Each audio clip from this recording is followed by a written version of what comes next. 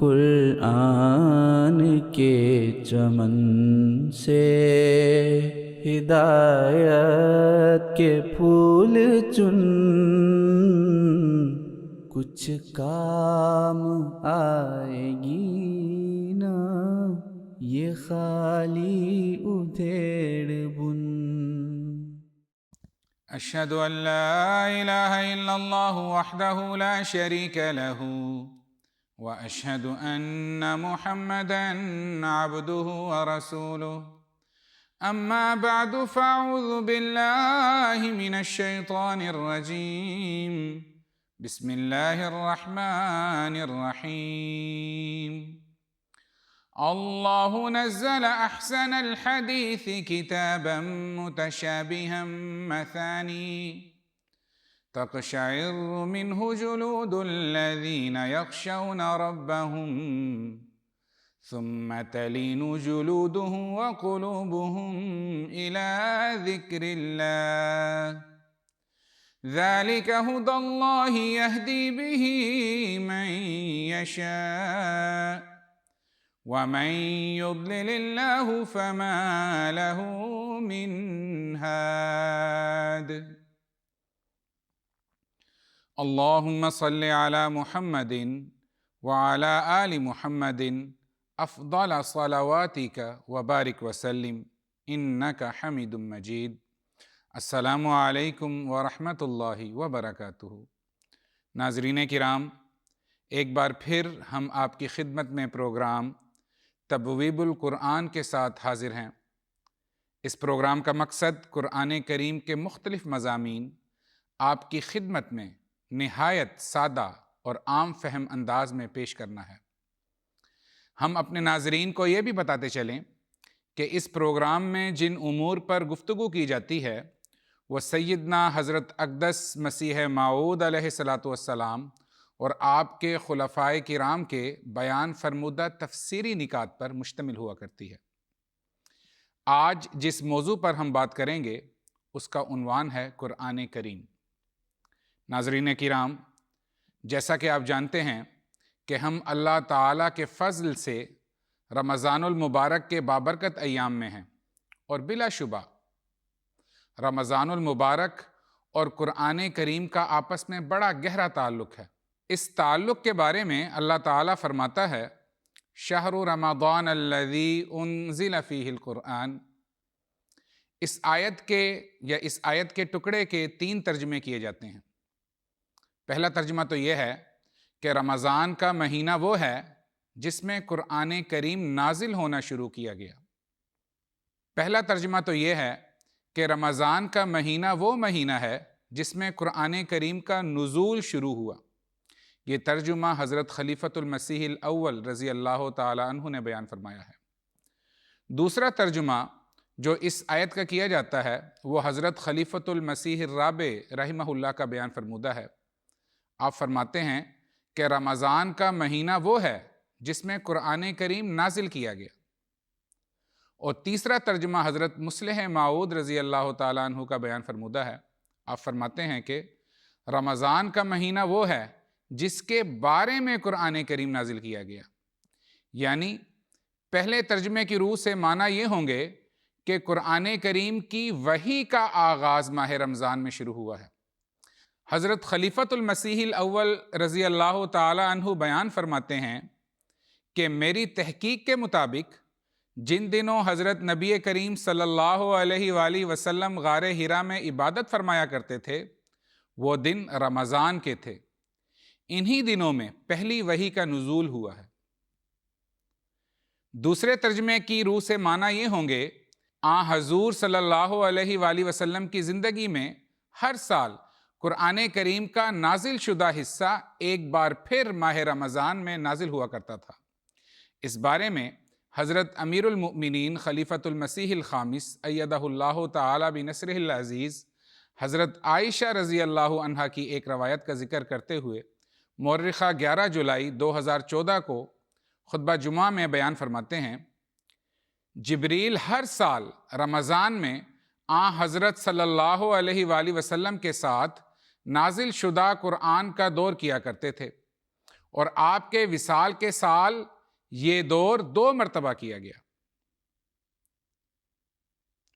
پس اس اعتبار سے رمضان المبارک کے مہینے میں قرآن کریم کے نزول کے 2 مطالب ہوں گے، یعنی قرآنی وحی کے نزول کا آغاز اس ماہ میں ہونا اور تمام نازل شدہ قرآن کریم کی حضرت جبریل علیہ السلام کے ساتھ حضور صلی اللہ علیہ وآلہ وسلم کا دہرائی کرنا۔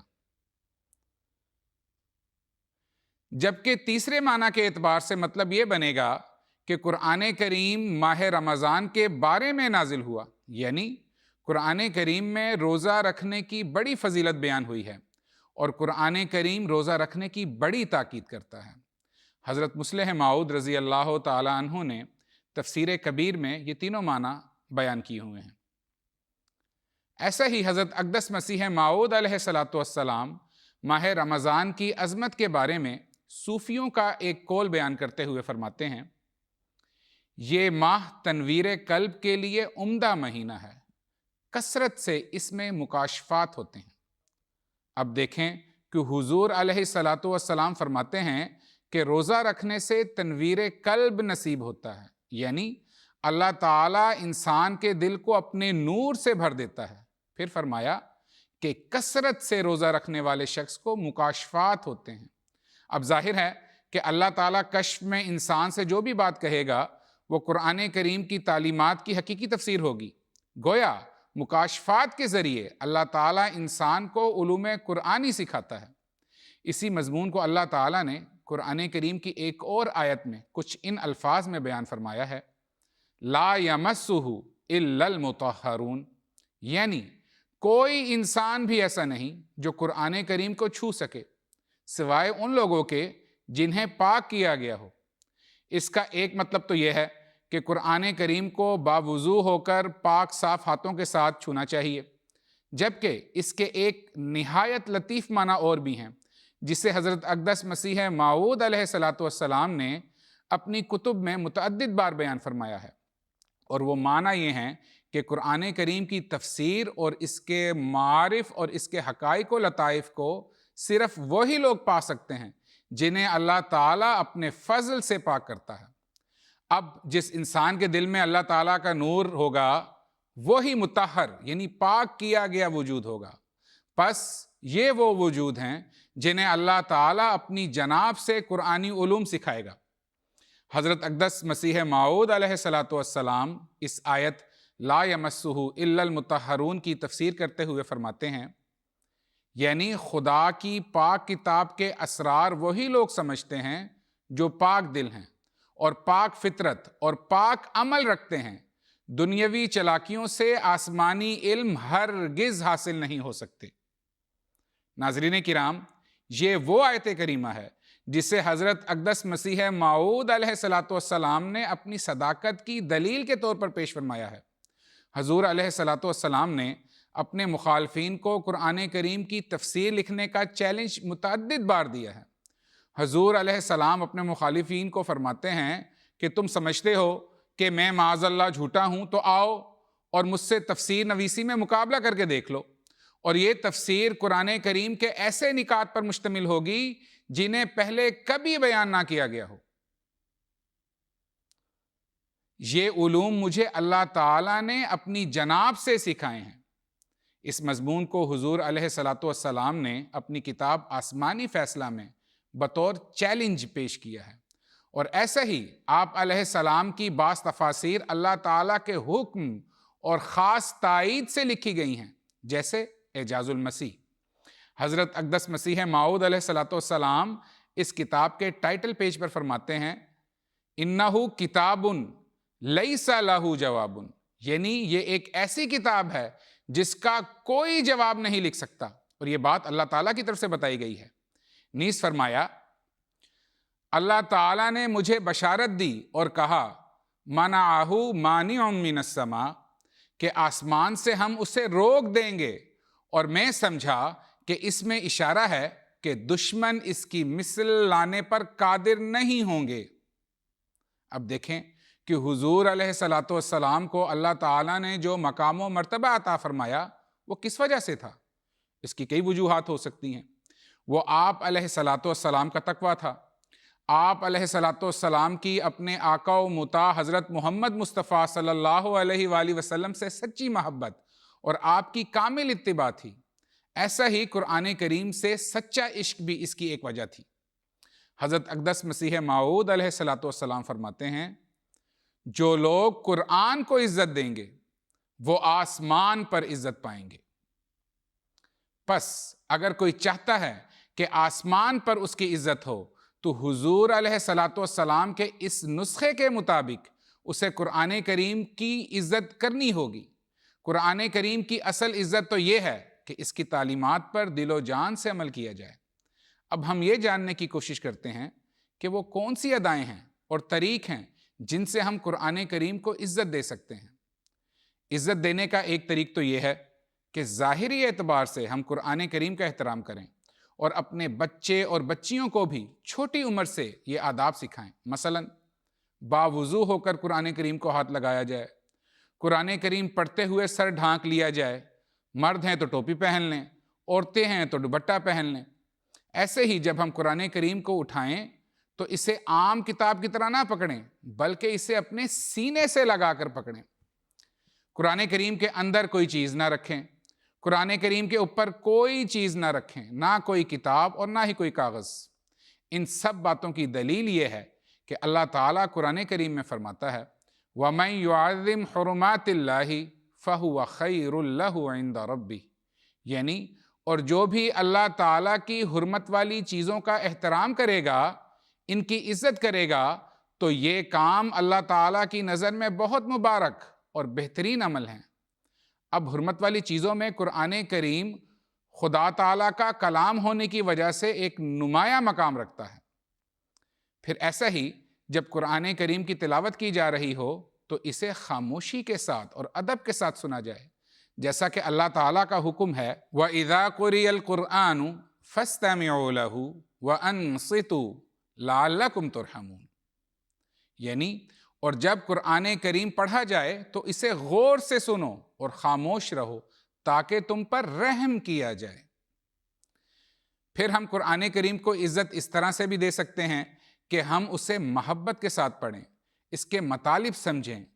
اب پڑھنے کے بھی کئی طریق ہیں۔ مثلا اللہ تعالیٰ فرماتا ہے وَرَتِّلِ الْقُرْآنَ تَرْتِیلًا۔ حضرت مصلح موعود رضی اللہ تعالیٰ عنہ اس کا ترجمہ کرتے ہوئے فرماتے ہیں اور قرآن کریم کو خوش الحانی سے پڑھا کر۔ اب خوش الحانی سے پڑھنا کیا ہے؟ کیا بڑے بڑے مشہور قراء کی طرح کان پر ہاتھ رکھ کر قرآن پڑھنا ہی خوش الحانی ہے؟ اس بارے میں حضرت اقدس مسیح موعود علیہ الصلاۃ والسلام فرماتے ہیں خوش الحانی سے قرآن شریف پڑھنا بھی عبادت ہے، اور بدعات جو ساتھ ملا لیتے ہیں وہ اس عبادت کو ضائع کر دیتی ہیں۔ بدعات نکال کر ان لوگوں نے کام خراب کیا ہے۔ اب خوش الحانی کیا ہے؟ اس کا ذکر ایک حدیث میں کچھ ان الفاظ میں ہے۔ حضور صلی اللہ علیہ وآلہ وسلم نے فرمایا مَن لَّمْ يَتَغَنَّ بِالْقُرْآنِ فَلَيْسَ مِنَّا، یعنی جو قرآن کریم کو ترنم کے ساتھ نہیں پڑھتا وہ ہم میں سے نہیں ہے۔ اس حدیث میں یہ تو نہیں فرمایا گیا کہ جس کی آواز اچھی نہیں ہے وہ نہ پڑھے اور صرف اچھی آواز والا ہی ہم میں سے ہوگا۔ اس حدیث میں دراصل ہمیں قرآن کریم سیکھنے کی طرف ترغیب دی گئی ہے۔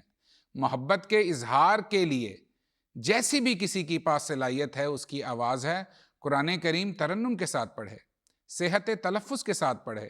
اگر تلفظ ٹھیک نہیں ہے تو کوشش کرے۔ حضور صلی اللہ علیہ وآلہ وسلم نے ایک حدیث میں فرمایا قرآن کریم کا ماہر خدا کے مقرب فرشتوں کے ساتھ ہوگا، اور جو شخص قرآن کریم کو اٹک اٹک کر پڑھتا ہے تو اس کے لیے 2 اجر ہیں، ایک قرآن کریم پڑھنے کا اور دوسرا کوشش سے قرآن کریم پڑھنے کا۔ پھر ہم قرآن کریم کو عزت اس طرح سے بھی دے سکتے ہیں کہ ہم کسی اچھی ترنم والے قاری کی آواز میں قرآن کریم سنیں۔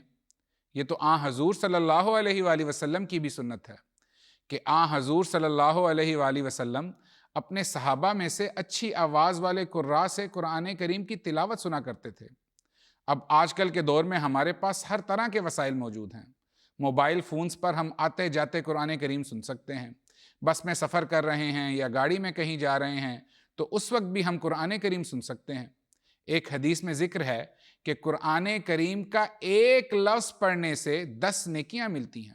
اب جو قرآن کریم کا ایک پارہ آتے جاتے سنے گا تو ذرا گمان تو کیجئے اس کو کس قدر اجر ملے گا۔ پھر قرآن کریم کو عزت دینے کا ایک طریق حدیث میں یہ بھی بیان ہوا ہے کہ قرآن کریم کو غم کی حالت میں اللہ تعالیٰ نے نازل کیا ہے، پس جب تم اسے پڑھو تو رویا کرو۔ اب رونے کے لیے سب سے آسان طریق تو یہ ہے کہ اللہ تعالیٰ کی عظمت اور اس کی محبت دل میں رکھ کر قرآن کریم سمجھتے ہوئے اور غور کر کے پڑھا جائے۔ اللہ تعالیٰ قرآن کریم میں فرماتا ہے کہ جب اللہ تعالیٰ کی آیات ایک حقیقی مومن کے سامنے پڑھی جاتی ہیں تو تقشعر منہ جلود الذین یخشون ربہم ثم تلین جلودہم وقلوبہم الی ذکر اللہ، یعنی ان آیات کا اثر یہ ہوتا ہے کہ جسم کے رونگٹے کھڑے ہو جاتے ہیں، اللہ تعالیٰ کے خوف سے ان مومنوں کی جلدیں لرزنے لگتی ہیں، پھر ان کی جلدیں اور دل نرم ہو کر اللہ تعالیٰ کے ذکر کی طرف جھک جاتے ہیں۔ حضرت اقدس مسیح موعود علیہ السلام فرماتے ہیں، سو تم قرآن کو تدبر سے پڑھو اور اس سے بہت ہی پیار کرو، ایسا پیار کہ تم نے کسی سے نہ کیا ہو۔ ناظرین کرام، قرآن کریم کا پڑھنا تو ہمیشہ بابرکت اور رحمت کا موجب ہے۔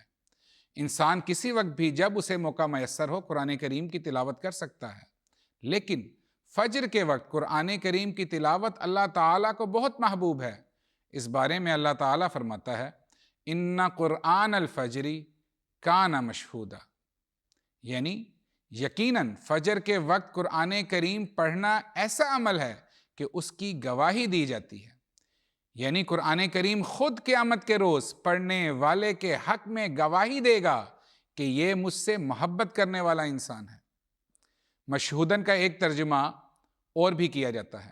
حضرت مصلح موعود رضی اللہ تعالیٰ نے اس کا ترجمہ مقبول کے کیے ہیں، یعنی فجر کے وقت قرآن کریم پڑھنا یقیناً اللہ تعالیٰ کے حضور ایک مقبول عمل ہے۔ یہی مضمون حضور صلی اللہ علیہ وآلہ وسلم کی ایک حدیث میں بھی ہے۔ حضور صلی اللہ علیہ وآلہ وسلم نے فرمایا، اقرأوا القرآن فَإِنَّهُ يَأْتِي يَوْمَ الْقِيَامَةِ شَفِيعًا لِأَصْحَابِهِ، یعنی قرآن پڑھا کرو کیونکہ قیامت کے روز یہ تمہارا سفارشی بن کر آئے گا اور تمہارے حق میں اللہ کے حضور گواہی دے گا۔ پس آسمان پر عزت پانے کے لیے قرآن کریم کا پڑھنا، اسے سمجھنا اور سب سے بڑھ کر اس پر عمل کرنا ضروری ہے۔ ناظرین کرام، جیسا کہ حضرت اقدس مسیح موعود علیہ السلام کا ایک ارشاد ابھی آپ کے سامنے پیش کیا گیا تھا کہ حضور نے فرمایا تھا، تم قرآن کو تدبر سے پڑھو اور اس سے بہت ہی پیار کرو، ایسا پیار کہ تم نے کسی سے نہ کیا ہو۔ اب دیکھیں کہ حضور صلی اللہ علیہ وآلہ وسلم کے دور میں صحابہ نے کس طرح قرآن کریم سے محبت کا حق ادا کیا۔ وقت کی رعایت سے اپنے ناظرین کو یہاں صرف ایک مثال دوں گا۔ حضرت عبداللہ بن مسعود رضی اللہ تعالی عنہ ان صحابہ میں سے ایک تھے جنہیں بالکل ابتداء میں ہی اسلام قبول کرنے کا شرف حاصل ہوا تھا۔ یہ دور انتہائی تکالیف اور مصائب کا دور تھا۔ صحابہ کرام نے اس دور میں بڑی غیر معمولی قربانیاں پیش کی۔ ایک موقع پر جب یہ تجویز ہوا کہ کوئی خانہ کعبہ میں جا کر کفار مکہ کو قرآن کریم سنائے، چنانچہ اس کام کے لیے حضرت عبداللہ بن مسعود رضی اللہ تعالی عنہ نے اپنے آپ کو پیش کیا، اور ایک روز آپ خانہ کعبہ میں تشریف لے گئے اور سورۃ الرحمن کی آیات تلاوت فرمائیں۔ کفار نے جب ان سے قرآن کریم کے الفاظ سنے تو وہ غصے میں آ گئے اور انہوں نے آپ کو شدید مارا، یہاں تک کہ آپ کو لہو لہان کر دیا۔ اب دیکھیں کہ قرآن کریم کے لیے جو اذیت آپ نے محض اللہ اور اس کے رسول صلی اللہ علیہ وآلہ وسلم کی خوشنودی کے لیے برداشت کی تھی، اس کا اجر اللہ تعالیٰ نے آپ کو دونوں جہانوں میں دیا۔ ایک عزت و توقیر تو آپ کو اللہ تعالیٰ نے یہ عطا کی کہ حضور صلی اللہ علیہ وآلہ وسلم آپ سے قرآن کریم کی تلاوت سنا کرتے تھے۔ بخاری شریف میں ایک روایت درج ہے کہ ایک مرتبہ جب حضرت عبداللہ بن مسعود رضی اللہ تعالی عنہ حضور صلی اللہ علیہ وآلہ وسلم کے ارشاد پر انہیں قرآن کریم کی تلاوت سنا رہے تھے تو آپ صلی اللہ علیہ وآلہ وسلم کی آنکھوں سے آنسو بہہ رہے تھے۔ اسی طرح ایسا ہی جن 4 صحابہ سے حضور صلی اللہ علیہ وآلہ وسلم نے قرآن کریم سیکھنے کا ارشاد فرمایا تھا، ان میں حضرت عبداللہ بن مسعود رضی اللہ تعالی عنہ بھی ایک تھے۔ یہ تو صرف 1-2 مثالیں ہیں اس عزت و توقیر کی جو آپ رضی اللہ تعالی عنہ کو قرآن کریم کی محبت کی وجہ سے اس دنیا میں ملا، اور جو مقام و مرتبہ آپ کو آسمانوں پر دیا جائے گا اس کا تو ہم وہم و گمان بھی نہیں کر سکتے۔ ناظرین کرام، جیسا کہ قرآن کریم سے عشق و محبت کی بات کی جا رہی ہے، قرآن کریم سے محبت کا اظہار اس رنگ میں بھی کیا جا سکتا ہے کہ ہم قرآن کریم کو حفظ کر کے اسے اپنے سینوں میں بسائیں۔ جس حد تک کوئی حفظ کر سکتا ہو وہ کچھ نہ کچھ حصہ قرآن کریم کا ضرور حفظ کرے۔ ایک حدیث میں ذکر ہے، حضور صلی اللہ علیہ وآلہ وسلم نے فرمایا، صاحب قرآن یعنی قرآن کریم پڑھنے اور اسے حفظ کرنے والے سے قیامت کے دن کہا جائے گا کہ قرآن کریم پڑھتا جا اور درجات میں ترقی کرتا چلا جا، اور اس طرح آہستہ آہستہ عمدگی سے تلاوت کر جیسے تو دنیا میں اسے پڑھا کرتا تھا، پس تیرا مقام وہ ہوگا جہاں تیری آخری آیت کی تلاوت ختم ہوگی۔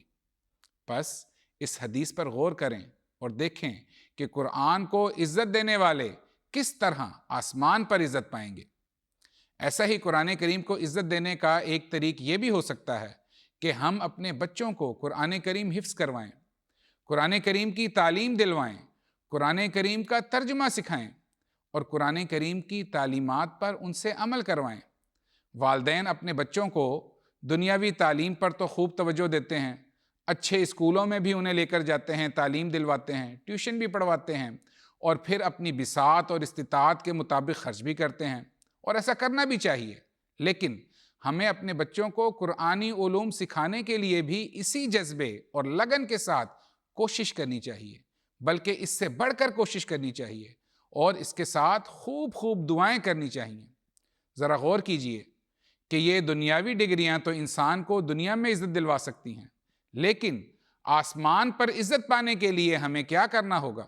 ایک حدیث میں اس کا ذکر کچھ اس طرح سے ہے، حضور صلی اللہ علیہ وآلہ وسلم نے فرمایا، جس نے قرآن پڑھا اس پر عمل کیا، قیامت والے دن اس کے والدین کو ایسا تاج پہنایا جائے گا جس کی روشنی اس سورج سے بھی زیادہ ہوگی جو دنیاوی گھروں کو روشن کرتا ہے۔